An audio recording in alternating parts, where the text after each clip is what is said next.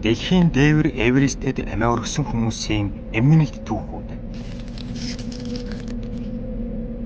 Дэлхийн өндөр ноён ориглууд дээр авиран гарах оролдлого үргэлж амжилтаар дуустах бөгөөд жил болгон мянган хүн өндөр ууланд авирах гэж зүтгэсээр амь насаа алдсаар байгаа билээ. Эверестийн оргилдол гэхэд 200 орчим хүн мөнхийн харвал болон үлдсэн гэгддэг. Энэ бол Эверестийн оргилд гарсан хамгийн анхны хүн байж магадгүй гэгддэг Жорж Малорогийн цогцос. Түүнийг хамтрагч Эндрю Эрвинтэйгээ бууж явахдаа осолцсон гэж үздэг бай. Жоржийн цогцсыг нас барснаас нь хойш 75 жилийн дараа буюу 1999 онд олсон. Тэрээр доош харын хэвтээд уулыг тэрвэрх гэсэн мэт гараа алдлан өгсөн байдаг. Түүнтэй хамт авирсан Эрвний цогцсыг одоо хүртэл болоогүй. Уулчин Фрэнсис Эрсентьев хүчилтөрөгчийн баггүйгээр Эверестийн оргилд гарan рекорд тогтоох гэж яваад тамираа баран өмнөд хөтөлд 2 хоног хэвдэж байгааг өгчээ.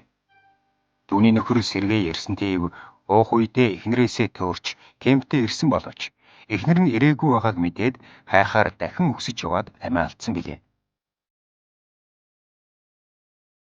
Эверестийн хамгийн алдартай цогцснуудын нэг бол ногоон гутал буюу 1996 онд нас барсан Энтекийн багийн гишүүн Цеванг Палжор юм. Цеванг Палжор багийнхаа 2 гишүүний хамт нас барсан билээ. Тухайн үед цаг агаар муу байсан учраас энтгэх төвдийн хөлийн цагдаа нар тэднийг дээш нь авируулахгүй гэсэн боловч багийн 3 гишүүн өөрсдийнхөө зүтгэж авиралдаа цааш үргэлжлүүлсэн байна. Япон авирагчдын баг оргилоос бууж ирж байхдаа Палжор, Мороп, Саманла нарыг дээшээ өгсөн явахыг харжээ. Харамсалтай нь Палжор болон түүний хамтрагчдыг дахиж хинч хараагүй юм.